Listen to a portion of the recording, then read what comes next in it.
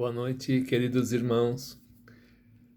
Estamos aqui mais uma vez no canal da nossa Fraternidade Espírita Caminho de Luz para dar continuidade às nossas oratórias virtuais com o objetivo de levar a todos vocês os ensinamentos do nosso Mestre Jesus, presentes no Evangelho, e apresentar também um melhor entendimento das obras da codificação.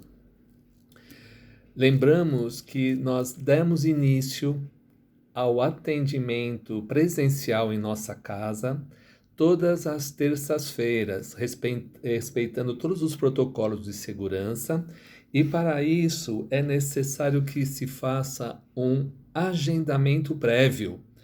E pelo telefone WhatsApp 933626100, repetindo, 933626100. Nós estamos arrecadando alimentos para a montagem das nossas cestas. Os alimentos necessários para a montagem são feijão, óleo, farinha de mandioca ou de milho, arroz de 5 quilos, sal, molho de tomate e enlatados em geral. Outros produtos para compor a cesta em qualquer quantidade, assim como itens de higiene, serão muito bem-vindos. Lembramos que também todos os sábados, das 15 às 16 horas, lá na Fraternidade, temos um plantão para receber doações de alimento, de roupas, para fazer acertos financeiros e também para pegar a sacolinha das crianças. Nós já começamos a fazer esse trabalho para auxiliar crianças de creches que nós assistimos. Então, você vai até a casa, dá o seu nome, escolhe uma criança com tamanho, idade, e devem ser entregues até o dia 28 de novembro. Estamos também arrecadando óleo de cozinha usado que será utilizado na confecção de sabão em pedra e posterior venda. E isso auxilia uma ONG chamada Instituto Abraça, que tem como objetivo priorizar a sustentabilidade e principalmente o tratamento de pessoas com necessidades especiais. Nós também estamos realizando via WhatsApp rifas virtuais. Nós temos um grupo chamado Trabalhadores e Alunos e tem prêmios bastante interessantes. Então, a sua participação é muito importante para que a casa continue a desenvolver a sua missão de caridade. Obrigado de coração, em nome da nossa diretoria.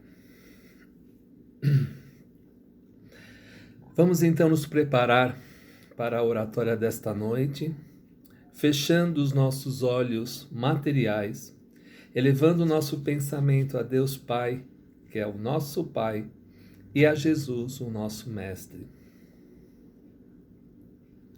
Senhor Jesus, agradecemos a Ti pela oportunidade renovada de estudo de Teus ensinos à luz da doutrina espírita. Que possamos na noite de hoje aprender um pouco mais, renovar os nossos conhecimentos acerca de assunto tão importante para todos, nós que lidamos com os assuntos ligados à espiritualidade. Que os bons espíritos estejam conosco, nos orientando, nos auxiliando na tarefa desta noite. Que em Teu nome, Senhor, em nome de Deus e dos Espíritos amigos, possamos dar início a mais uma palestra virtual na noite de hoje. Que assim seja. E em único pensamento vamos dizendo: Pai nosso que estais no céu, santificado seja o vosso nome, venha a nós o vosso reino, seja feita a tua vontade, assim na terra como no céu. O pão nosso de cada dia nos dai hoje.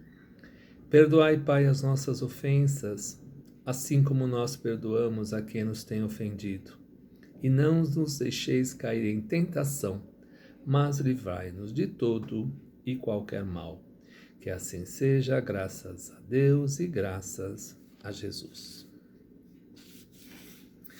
Bem, queridos irmãos, o tema da oratória de hoje é o capítulo 3 do nosso Evangelho.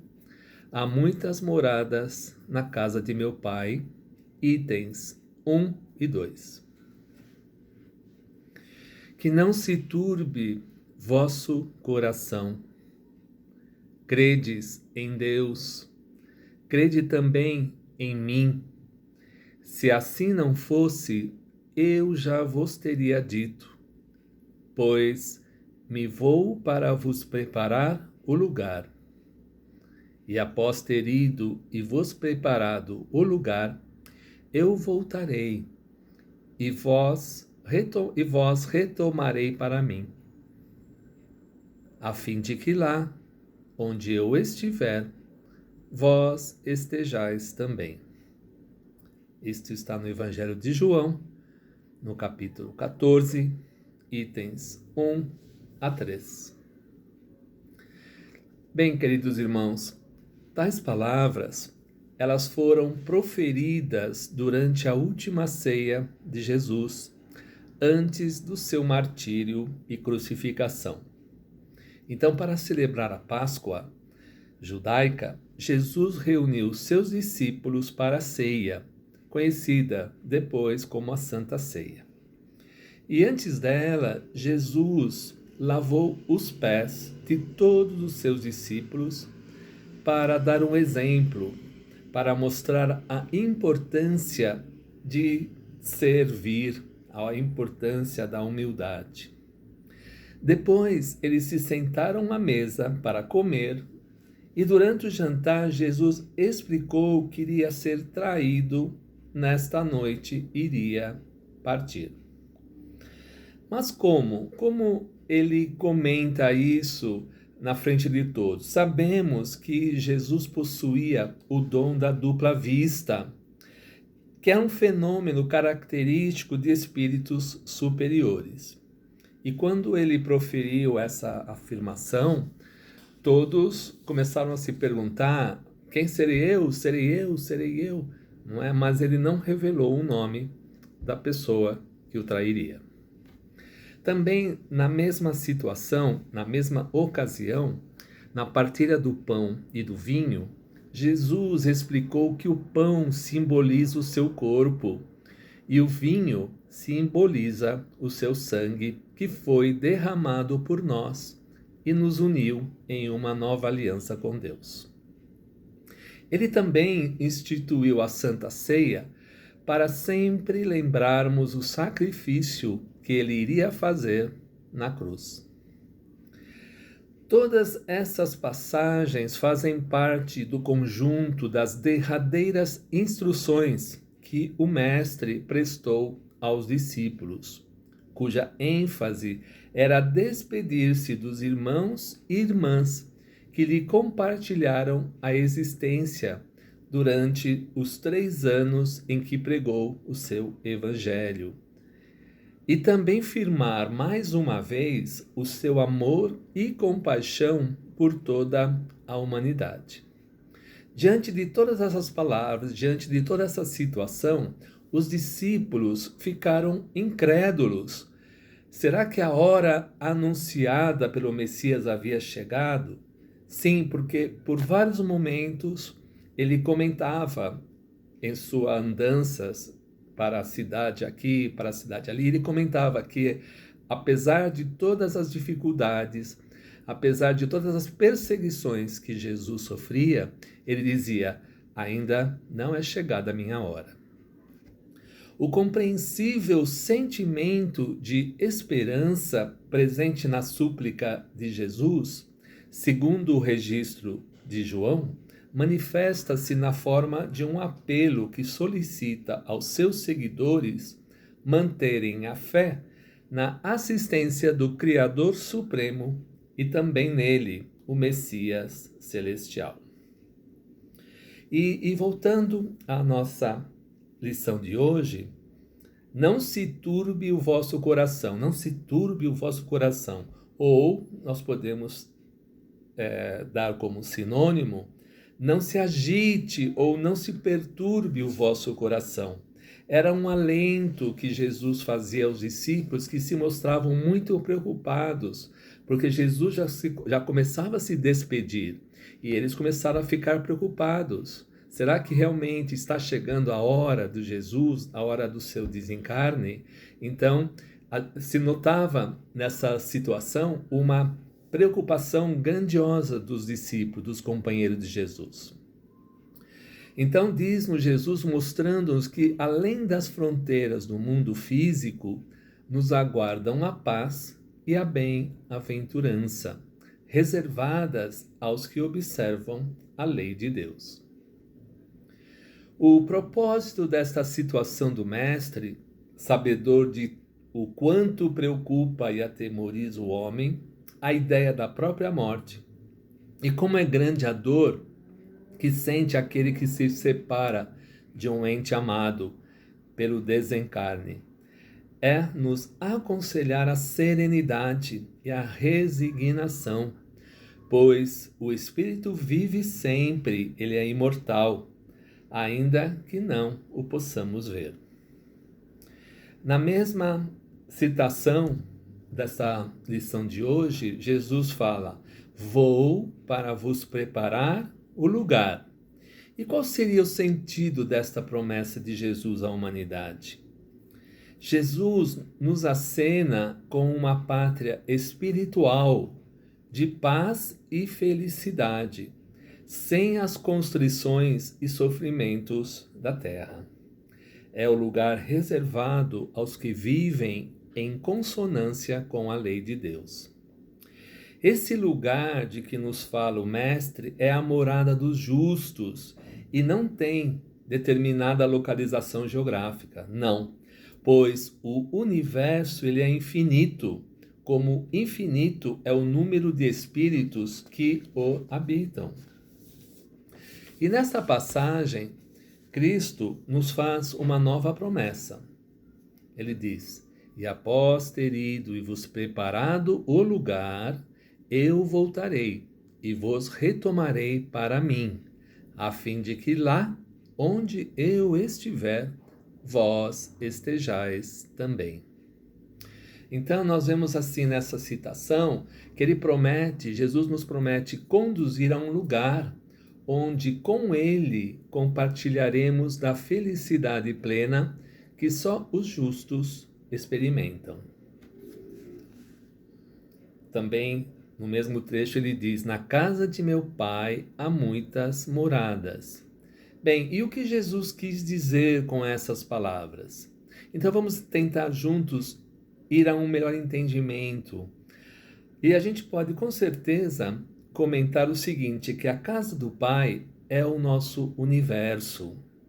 Os planetas e outros corpos celestes são as moradas de espíritos encarnados e desencarnados, pois Deus não criaria tantos astros sem nenhum propósito, nem reservaria apenas à Terra o privilégio de ser o único planeta a ser habitado. O nosso conceito que Deus faz a Terra e tudo o que nela há, o Sol, a Lua, as estrelas, para nós é incerto. E é isto que vem nos deixando com ideias fixas, não nos permitindo enxergar mais além.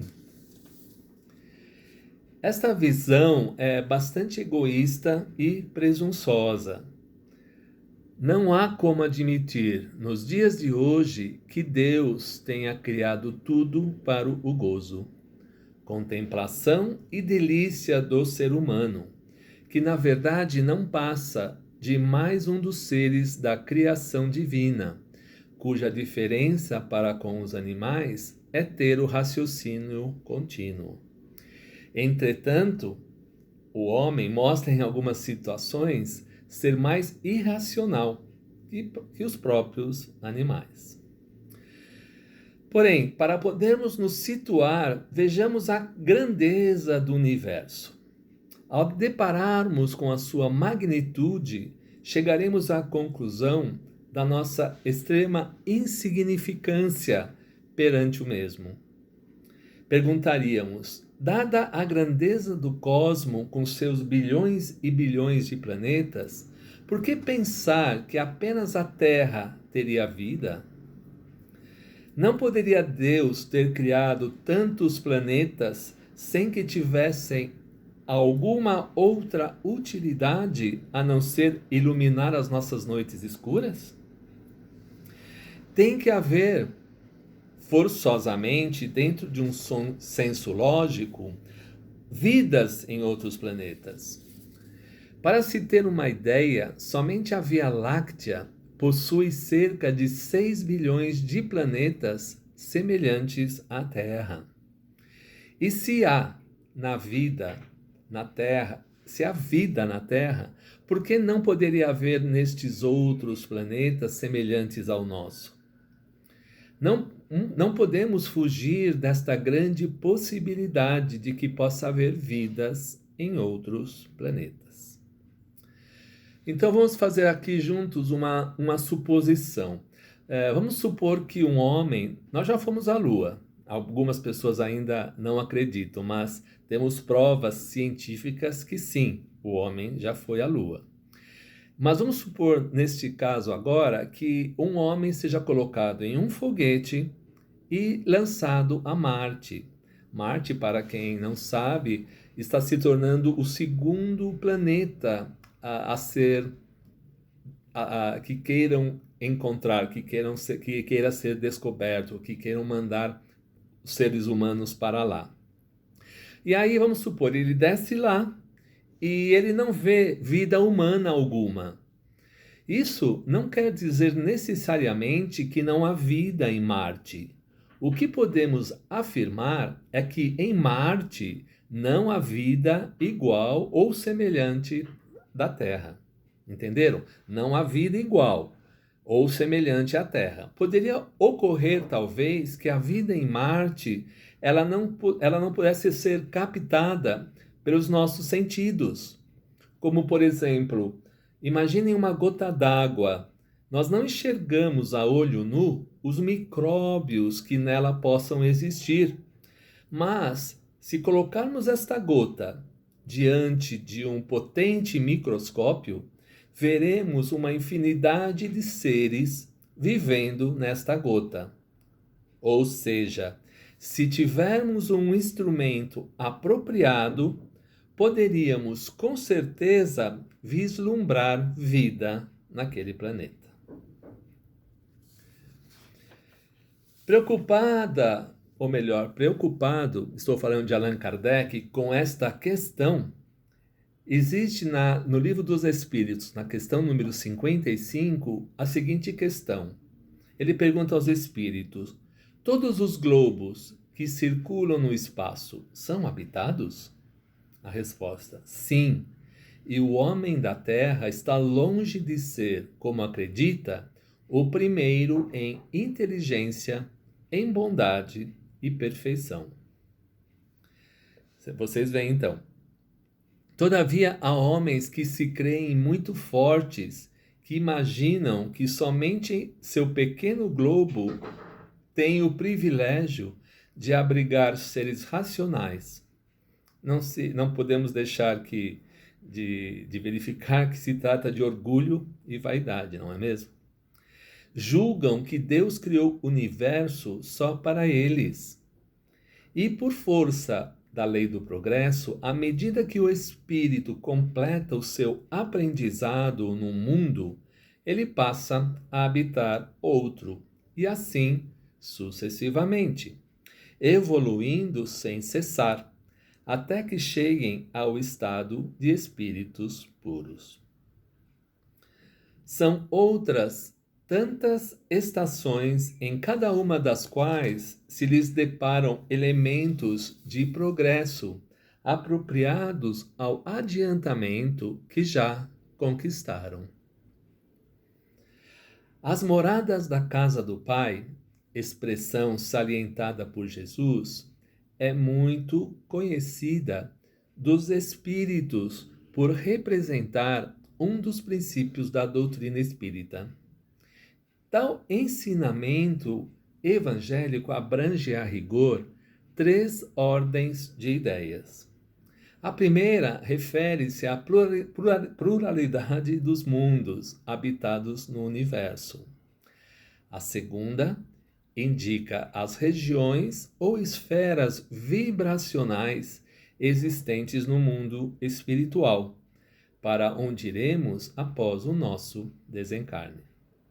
E a terceira tem relação com os níveis ou graus evolutivos, entre parênteses, as moradas de cada espírito, independentemente do plano de vida em que se situe. E é nesse sentido que as palavras de Jesus também podem referir-se ao estado afortunado ou sofredor que o espírito experimenta quando se despoja do corpo físico, estado esse decorrente do maior ou menor grau de progresso alcançado pelo espírito. Indicam as felizes possibilidades que nos reservam o futuro, junto ao Cristo, na situação de espíritos redimidos. Então, os nossos sentimentos, pensamentos, palavras e ações serão sempre semelhantes aos dele, na consolidação da sábia afirmativa contida no Evangelho, para que todos sejam um, como tu, ó Pai, o és em mim, e eu em ti, que também eles sejam um em nós. Esta citação está em João, no capítulo 17, versículo 21. Mas vocês podem me perguntar, como lograr, como alcançar este mundo prometido pelo nosso Mestre? Sabemos que o mal ainda predomina sobre o nosso planeta Terra, porque o bem, infelizmente, está retraído. Nós não podemos ficar presos aos interesses materiais que muitas vezes nos tentam e estimulam ao vício. Por isso, devemos nos esforçar ainda nesta vida, neste plano material, em nos libertar das nossas vicissitudes e defeitos que nos retardam a caminhada espiritual. E conforme se ache mais ou menos depurado e despreendido dos laços materiais, poderão variar ao infinito o meio em que o espírito venha se encontrar. O aspecto das coisas, as sensações que experimenta, as percepções que tenha, enfim. Enquanto uns não se podem afastar da esfera onde viveram, outros se elevam e percorrem o espaço e os mundos. Então, enquanto alguns espíritos inferiores erram nas trevas, os bem-aventurados gozam do sublime e resplandecente espetáculo do infinito. Finalmente, enquanto o mal, atormentado de remorsos e pesares, muitas vezes insulado, isolado, sem consolação, e separado dos que constituam objeto de suas afeições, pena sob a severidade dos sofrimentos morais, e o justo, em convívio com aqueles a quem ama, usufrui as delícias de uma felicidade extraordinária. Também nisso, portanto, há muitas moradas, embora não circunscritas e nem localizadas. Assim, as frases que nesta lição nós escutamos, se eu for e vos preparar o lugar, virei outra vez, vos levarei para mim mesmo, e onde eu estiver, estejais vós também. Será preciso progredir e nos aperfeiçoar como espíritos. Estamos falando aqui de um aperfeiçoamento, de um aprimoramento. O que isso significa? Que precisamos trabalhar a nossa reforma íntima. Portanto, vamos cuidar desse nosso aprimoramento espiritual. De que maneira? A prática incessante do bem, a prática da caridade e, mais uma vez, algo que a gente sempre está escutando, não é? De fazer ao outro aquilo que gostaríamos que o outro fizesse a nós. E, segundo Santo Agostinho, a Terra, ele tem uma citação bastante importante nesse contexto que nós estamos vendo hoje. A Terra está hoje classificada num mundo de provas e expiações, onde o mal, infelizmente, prevalece sobre o bem. Ele já esteve material e moralmente num estado até inferior ao que está hoje, e atingirá sob esse duplo aspecto um grau mais avançado. Ela atingiu um dos seus períodos de transformação, em que de mundo expiatório tornar-se-á um mundo regenerador.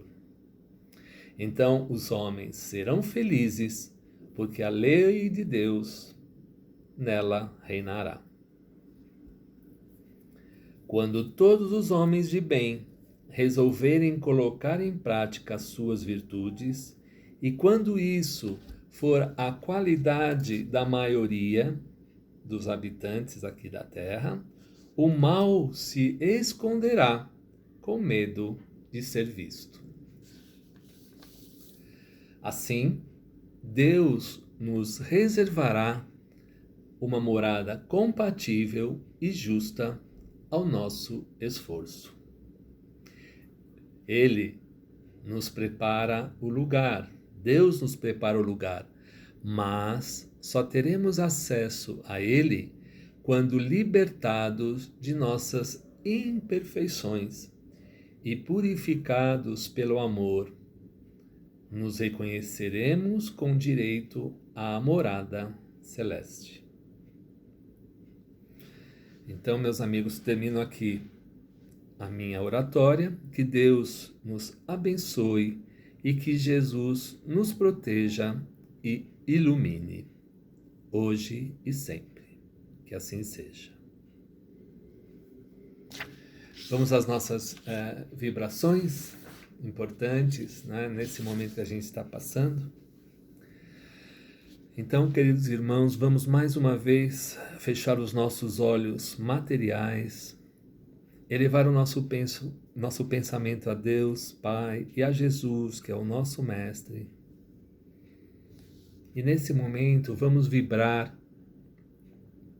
pela paz do mundo e por todos os sofredores, encarnados e desencarnados. Vamos vibrar saúde por todos os doentes de corpo e de espírito, para que possam ter alívio em seus sofrimentos.